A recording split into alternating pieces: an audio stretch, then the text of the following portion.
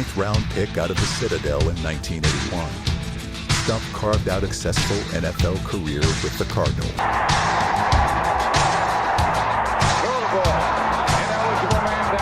He's strong. He can move. He was agile. He can make guys miss. He had it all. He had everything in the game. In Cardinals franchise history, only Larry Fitzgerald has more all-purpose yards. He did it all, man. And welcome back to another edition of the Stump Talk podcast, Running Back University, episode number 16 for you techies out there. Listen, Coach Stump, how are you doing? How is your week? I'm doing fine, Saphyr. And yourself? Everything Oh, was great. excellent. It's always my pleasure to see you, talk with you, get your insights on this crazy thing called the Cleveland Browns. So Roe is off for tonight, probably on a special assignment, I would imagine. So that leaves Coach Stump with me all to myself. So very excited about that. Um, let's jump in. Let's jump in. Okay, so the Browns v. the Buffalo Bills. What were your start us off, Coach? What were your overall initial takeaways from the game? Well, I thought they had an opportunity to win that game. Defensively, that was not the Browns' defense of the past. They were not able to really stop the run, uh, and it hurt them. Uh, I thought Shador had an opportunity to he probably played his best game. To be perfectly honest, they had a chance to win that game.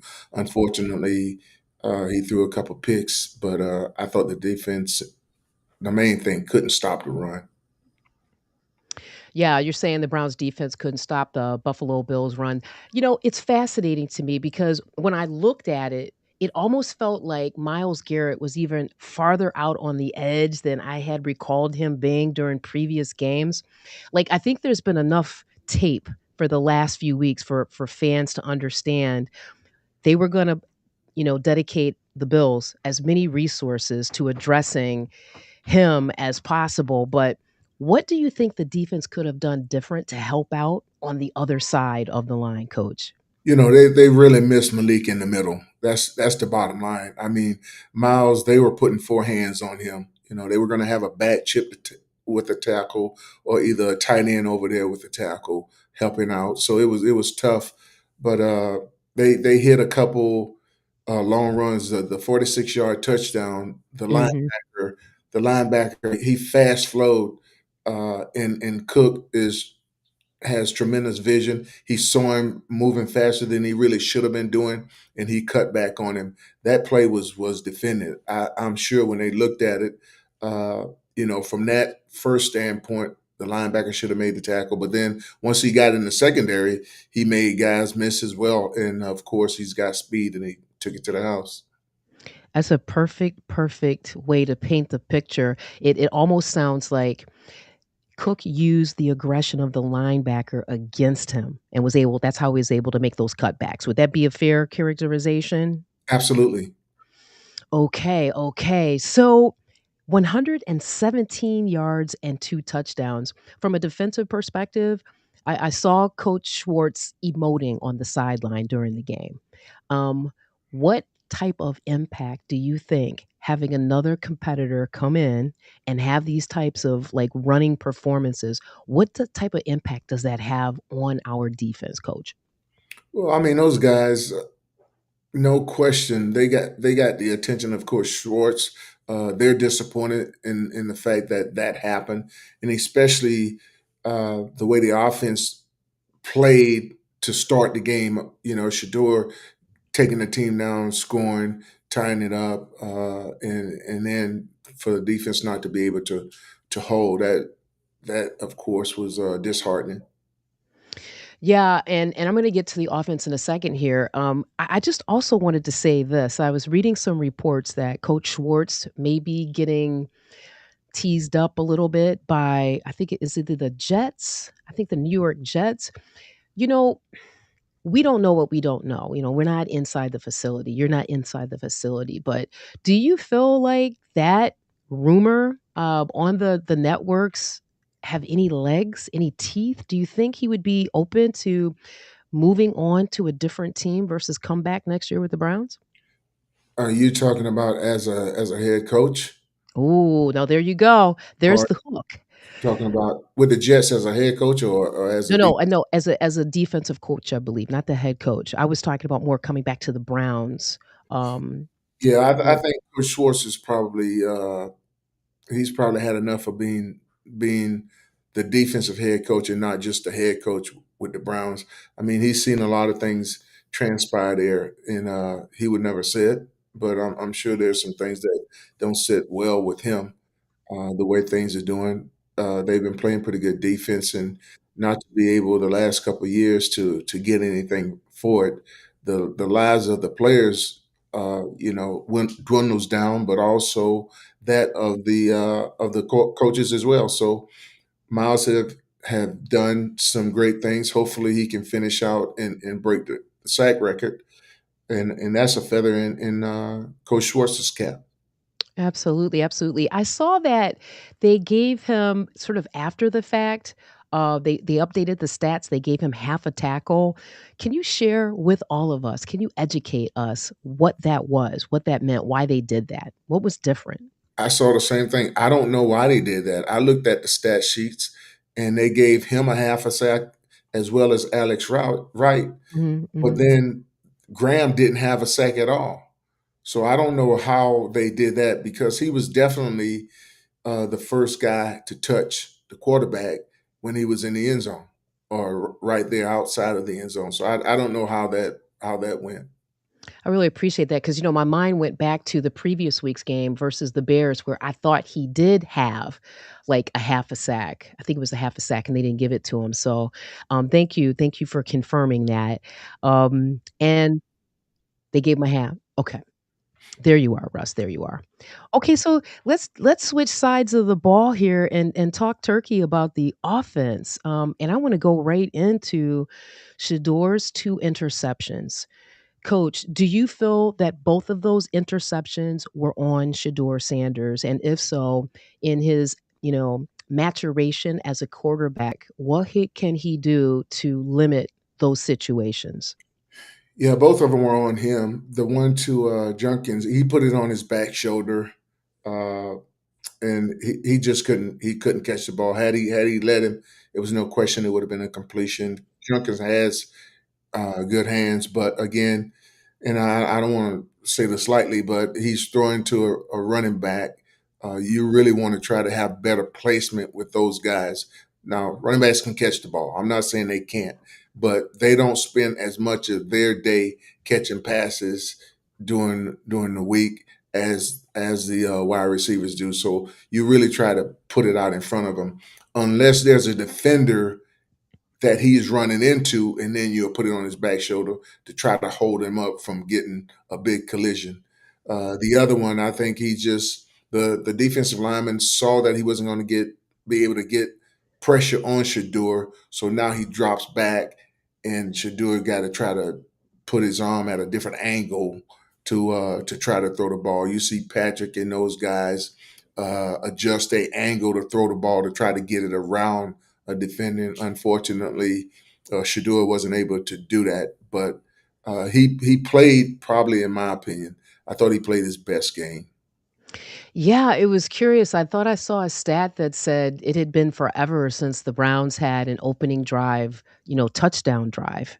And it just, I don't know, maybe I'm just being, a little subjective, but it just feels so much different watching Shador quarterback this team than even like a Dylan or a Watson. It's almost like I feel like the probability of success is higher, in terms of whatever play they're running with Shador out there than quarterbacks that I've seen for a while.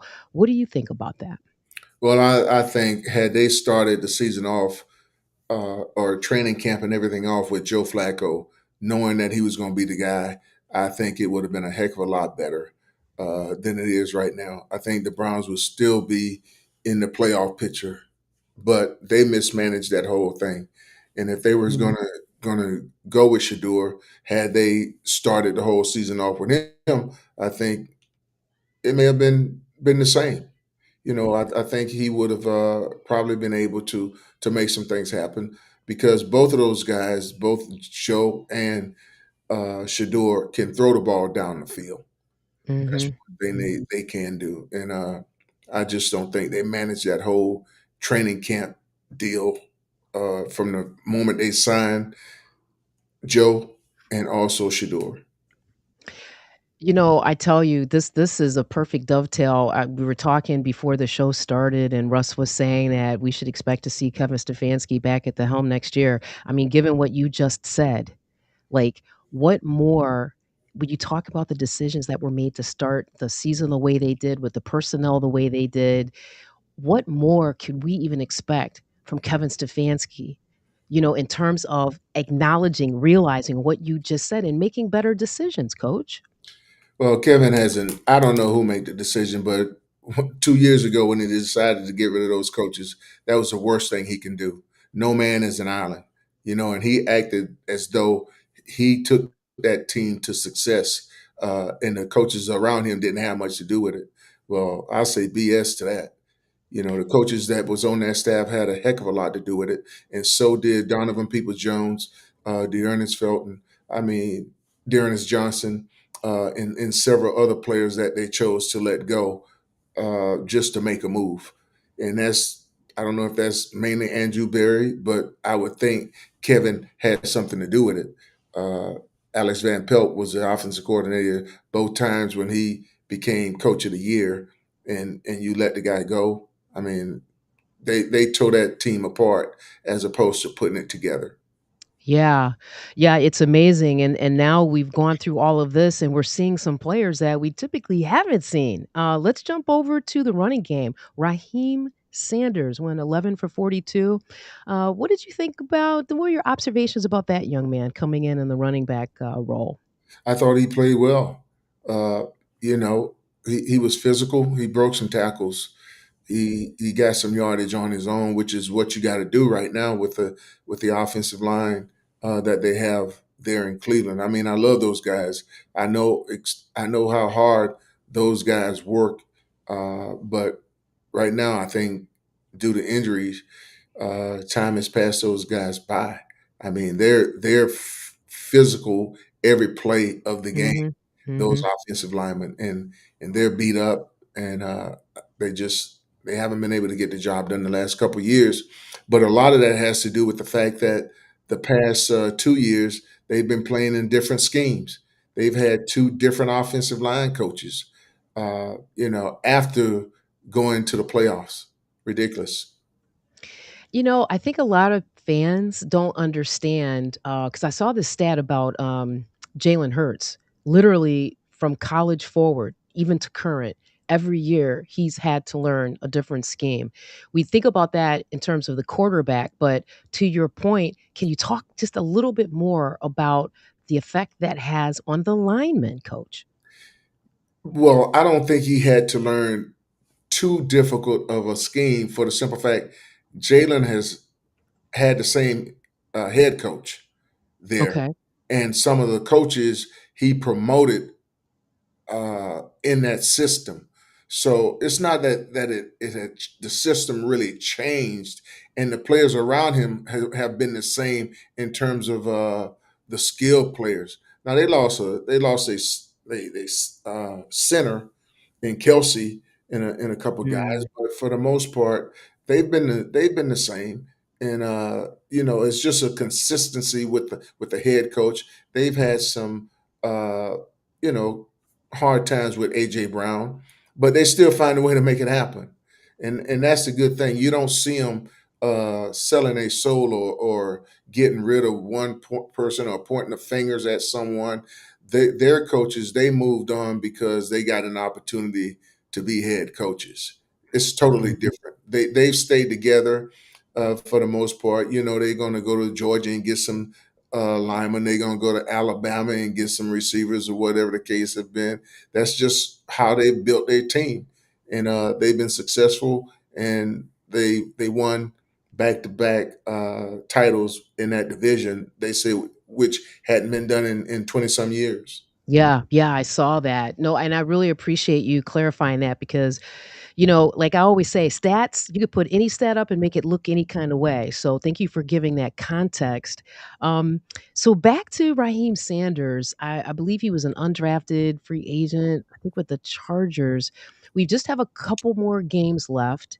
Now we know that Quinshon Judkins is going to be out for the rest of the season. Do you think there's enough time for the Browns to take a look at Raheem Sanders and maybe think about what the future could be for him in Cleveland? Well, right now, yes, he's going to get an opportunity to take a look, but I don't think it really means much because guys have performed uh, and it hadn't meant much. So I couldn't tell you. I really, really loved Donovan People Jones because of everything that he did, special teams wise, and also being a primary blocker. Mm, For this guy to be a 6 round draft pick and uh, have over 800 and some yards going into his final year, and then they trade him to Detroit, and he's been somewhere else. It hadn't really worked out for him because he just haven't landed in the right place. But that had absolutely nothing to do with what he could have done and what the Browns could have been had he stayed in Cleveland and them not overlooking him and trying to build somebody else. right on. This I wonder about things like this because if Stefanski is not going to be the coach, whoever that future coach may be, you know, do they look back at the pieces that were in place and even consider reevaluating? Like, for example, bring Peoples back to Cleveland, give him an opportunity to work out, or is he too late in his career for that type of consideration, coach? No, he's not too late in his career at all. He's a wide receiver, and right now I think he's in New Orleans. I'm not Okay. sure about that. Oh, okay. So I'm not sure where he's at right now. If he's with anyone, I'm not sure. Interesting. Very interesting. And speaking of being released, sort of, I would like to get your thoughts about Quinshot Jenkins, the injury, how it happened. Is that just part of football? Was it a situation? And also transition over to Shador with his pinky and how that could affect him for the rest of the season. So, can we start with Quinshot Jenkins, coach? Unfortunately, it's part of football. It happens. It was a contact injury with him. The guy went a little bit low, I would say, uh, Mm, and his leg just got caught in there. Just a bad situation for Q because he was playing pretty good. Even though his average was falling going down, but that was more so on the offensive line as opposed to his ability to be a successful back in the league. I don't think it was ever a question of that.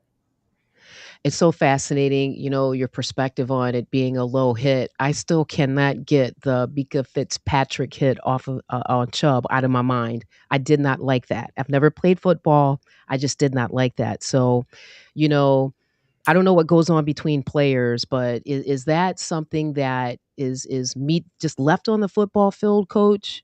Is that something that the players at some point acknowledge between each other and then move on? Or is that something that stays with the player into the future? And when you think about the next time the Browns play the Bills, if those two players are representing each team, what happens then?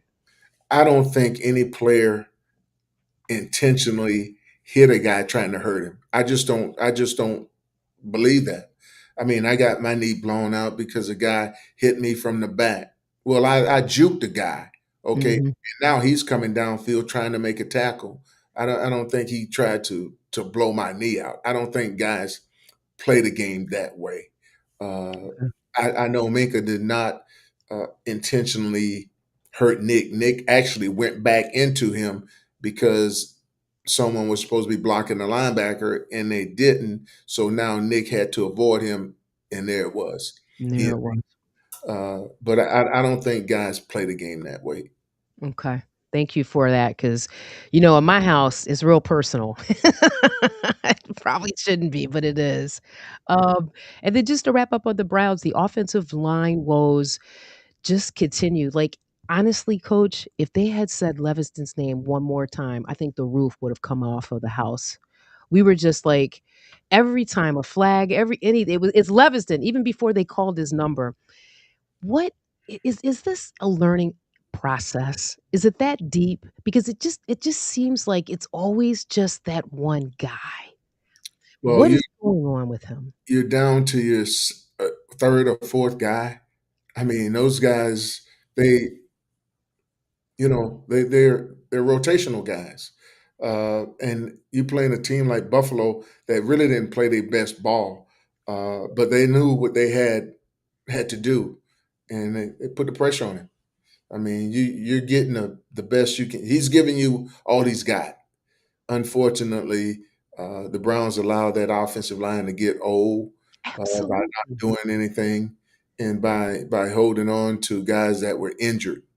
That's purely on Andrew. He knows the position of everybody on that football team, and to allow that to happen and him be there the amount of years that he's been, that's a tragedy.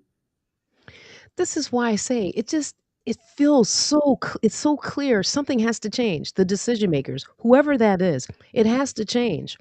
And I don't want to forget about Shador. They clearly showed it looked like his nail was off of his finger. And they put the finger cut on him. Coach, how does that affect? Do you think it will affect his play for the balance of the year in terms of throwing?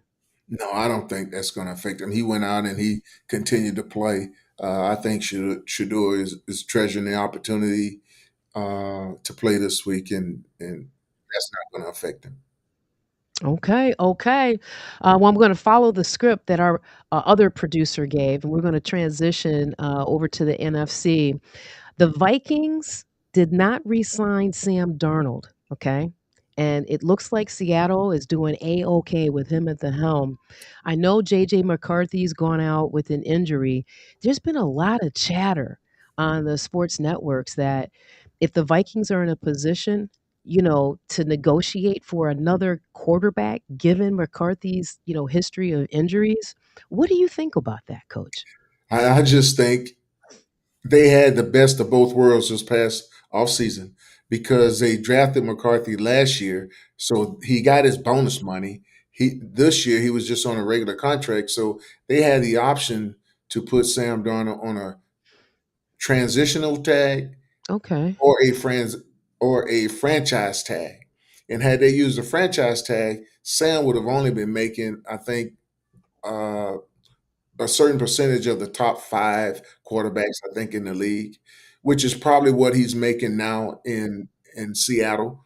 So they would have still had him, and I think that's a bad move that they didn't do that, and now he's in Seattle, and they could end up with the number one spot. When he went there, they had DK Metcalf and a couple other receivers. He go there, and shortly thereafter, those guys are gone. So me being a Sam Donald fan, I'm like, dang man, I feel bad for him. It's not going to work. Lo and behold, it worked better than it could have. Than I I, got a quick question, Coach. I had to jump in on that one. Do you think that was misjudgment by the GM or the head coach wanting to go ahead and move on with McCarthy in that position? Mhm. you know what? I'm not going to even speculate because I think the head coach. I don't know. I Mhm. think the head coach is probably appreciative of what Sam did. I don't think he's going to ruffle any feathers because, uh, he's only been there a few years. He's still young in his tenure there with Right, Minnesota, right. so they're a work in progress. I don't think he probably voiced his opinion to keep Sam. I don't know that, but I would think you would be appreciative of someone that stepped in and did the things that Sam did. Mhm. Yeah, he had a great year last year with the Vikings. And I think they were like 15-2, 14-3, something Yeah, like that. Yeah, yeah. 14-3 maybe. It is so amazing to me how a player can look bad in one, system. And then like in Sam Darnold's case, he goes to the Vikings and does exceptionally well, but that wasn't enough. And I get they call coach the QB whisperer and all that. I sit in the seat of the Big 10. I watched JJ McCarthy at Michigan. I just didn't see that pick, right? And then Darnold goes to Seattle. Like, what is it truly, coach? What you talk about emotional stability. You talk about the importance for players to know that the team feels like they are their guys.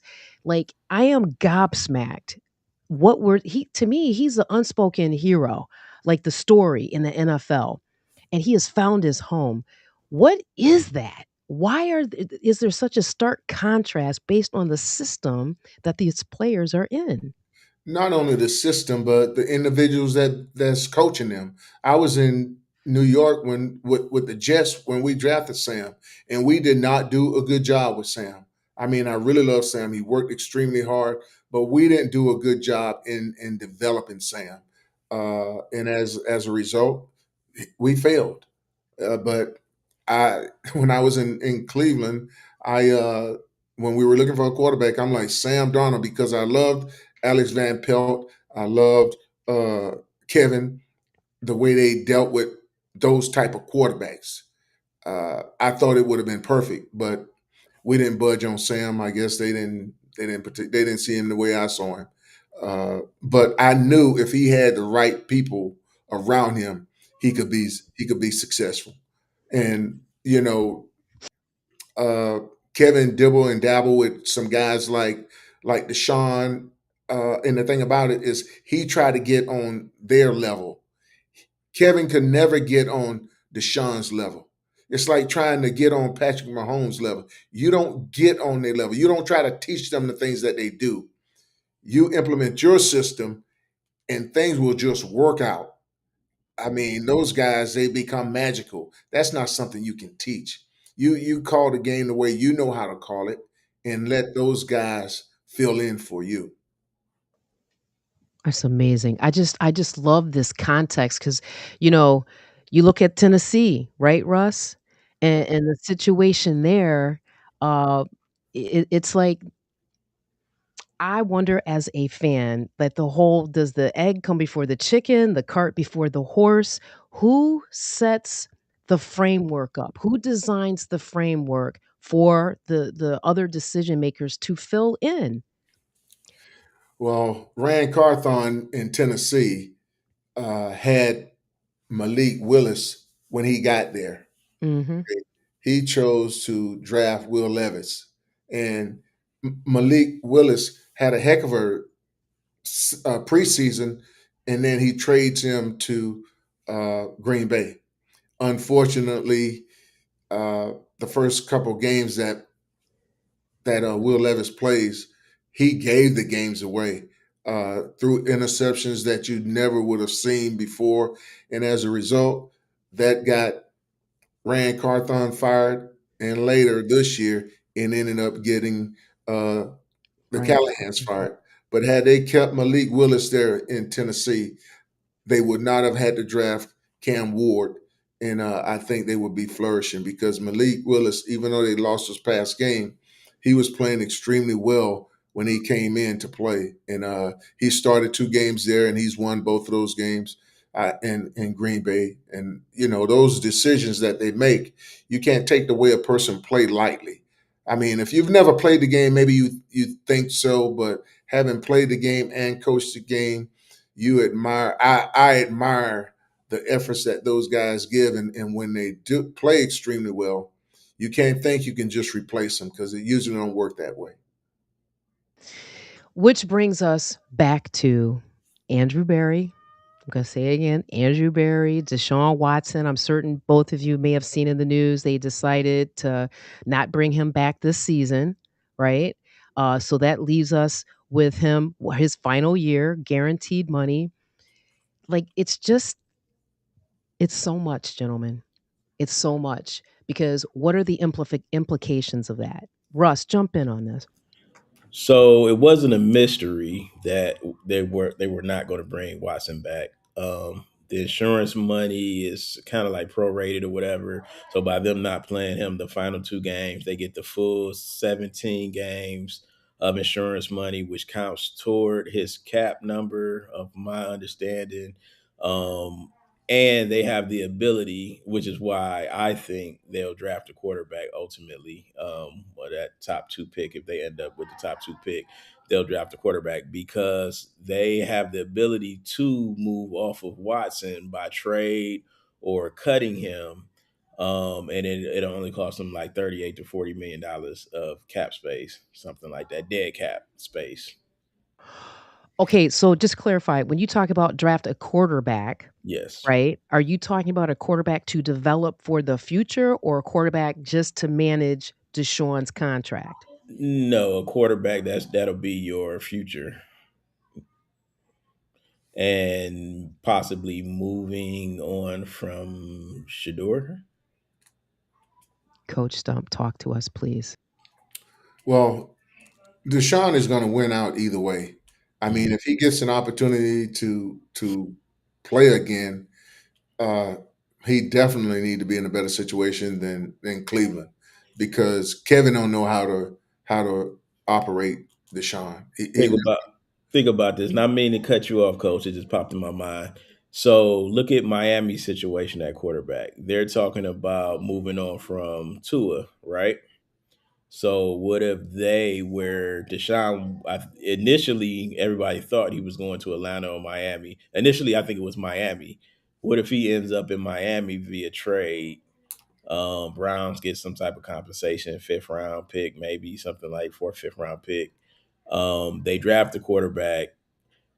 We talked off air. I think it'd be a hard divorce between Shador, the Browns, and the fans, but I can see them because they drafted Shador as a bargaining chip anyway. They didn't look at him as like, okay, he's going to be our future starter. So I think that's the situation. They might trade both of those guys. Well, I think it would be best for Deshaun. If Deshaun get to someone who can coach quarterbacks, I think he'll be fine. Yeah. We for Mr. Haslam to step to the plate and said he swung and he missed. No, he didn't. No. As he did not swing and miss. I mean, the guy proved in Houston what he could do. He Mhm. led the team. He led the NFL in passing. Okay, Mhm. so he's been there. Now Kevin couldn't take him back there. That Yeah.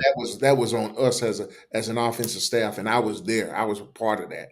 We did that. That Well, wasn't Deshaun. Deshaun had proved that he could get it done. as you stated, Coach, ever since Van Pelt has left the building, I think the offense has been down. We were like what 6-27, something like that, since Van Pelt has left. Yeah. So I mean, that's the writing on the wall right there. That was hard to hear, gentlemen. I'll just leave that. I have to process, Russ. You know, this is the holiday season should be Mhm. joyous.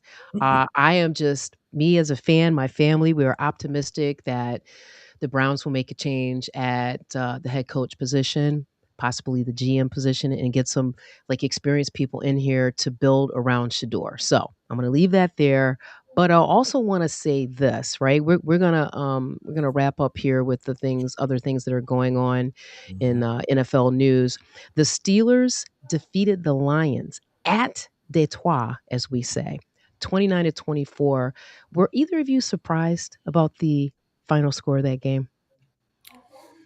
I was surprised. I really thought Detroit was going to find a way to win that game. I mean, they have some loud fans. Uh, Dan Campbell is a great coach. They got some great players, but Pittsburgh went there and they won it. I just couldn't. I did not believe that. Interesting. Russ, were you surprised at the outcome of that I game? was very surprised. I don't understand that running game. I think they only ran the ball for, I don't know, maybe 20 yards rushing. I mean, that's probably top two, three rushing attack in the league, and you Right. didn't run the ball against Pittsburgh minus TJ Watt and An aging D line. I didn't get that one at all. I don't And remind me, who was the OC, the Lions last year? know. Ben Johnson. Yeah, And where's Mr. Johnson currently coaching?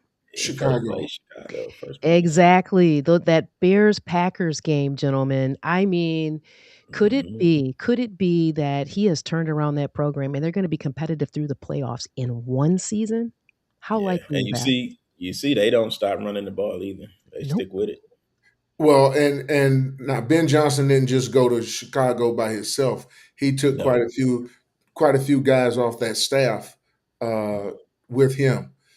A couple of those guys were not even position coaches; they were quality control guys uh, that he took with him. Okay. The same thing that Rabel did when he took Ashton Grant from Cleveland to New England to be his quarterback coach. So Hmm. Ben realized what those assistant coaches did in Detroit, and he took some of those guys with him to Chicago.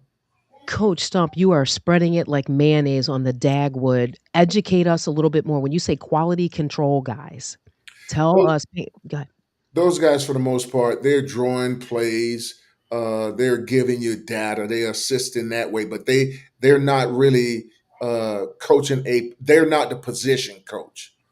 Okay, and but now those guys are position coaches. Got you. So next level, their next step. Yes. Okay, okay. Yeah, I was very impressed that they figured out how to defeat the Packers, even though they were without Parsons. I mean, to me, Love doesn't even look like himself anymore. I know he's injured, but um, also want to touch on the Patriots beating the Ravens. Any Hmm. surprises there, gentlemen? I'll go first on that one. Hmm. No surprise, Drake May probably. I would give him MVP. I just see the kid. He shocks me more and more every week. I see him make throws on the run. He's tough. He's throwing blocks downfield. I mean, they looked up on the gym with him. You know what? It's no surprise. I was surprised week before when they were up 21 and they lost to Buffalo. Right. But Mm. I told Alex Van Pelt early on when he was in New England last year when I watched Drake May play a couple preseason games. I'm like, this is a guy you guys should go with. I know, but I Wow. think they had already said they were going to go with Jacoby. But I saw Drake May in the preseason. I'm Hmm. like, this guy, if you go with him now, you can win. You can win. Those early games he would have played in the first maybe two or three regular season games. I think they would have had a winning season last year with Drake May. Do you think that's what got him fired? Mm. Uh, they what got them fired was Rabel. Yeah, being availability. Yeah, Yeah. yeah, Yeah. that's what got them fired. But it had they had a winning season, I don't Hmm. think they would have gotten fired. Yeah. And they should have, in my opinion, played him early. So fascinating. And I want to tie this to the news, Minshew suffered an ACL, he's out. Do Yeah. you feel like there's a clear path for the Patriots or the Bills to represent the AFC in the championship game? Well, I mean, it's not a clear path because right now the way these guys are playing football, you gotta have your A game every week. These last 2 weeks, Russ, are probably the most exciting last 2 weeks of a football season I can ever remember. I mean, the way Mhm. guys can go from being one to maybe five, six, or seven, winning that division. All of them, for the most part, are going to come down to what's happening these last 2 weeks, and some of them are going to meet up the last week as well. Yeah, I think it'll be pretty exciting because we'll have a new team out of the AFC. No matter what happens, Chargers, Bills, Broncos, Patriots, Jaguars. It'll be a new team. Yeah. It is Even the exciting. Squillers. Even the Squillers. Even. Speaking of those squealers, Listen, the Browns at the Steelers, next I believe that's an away game for the or is it No, a no, home game? that's our last home game. That's Okay, this cool, Sunday. Yeah, cool. Your thoughts, gentlemen? Let's talk about it. Do you think the Browns can win that game next week? Play the spoiler.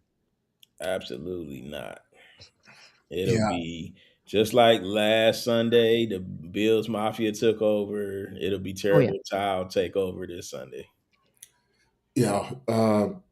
No question. Pittsburgh, they want to come in there and they want to try to seal their victory. They want to try to make sure they get a home game at least once in order to, be in the playoffs. Again, Tomlin's got another winning season. And Mhm. Aaron Rodgers, they'll probably want to try to rest him if they could the last game. And so they're going to come in trying to take care of business, especially not having DK Metcalf. Oh yeah, and they owe the Browns one for trading Flacco. Remember Flacco Oh Yes. yeah. got him with the Bengals that when he first got there. Okay, so I'm gonna live in my fantasy world, and I'm gonna say, is TJ Watt back this game, gentlemen? I Not don't. sure. He wasn't last week. Yeah, I Not don't sure if think he's going to be back or not. So no DK, no TJ.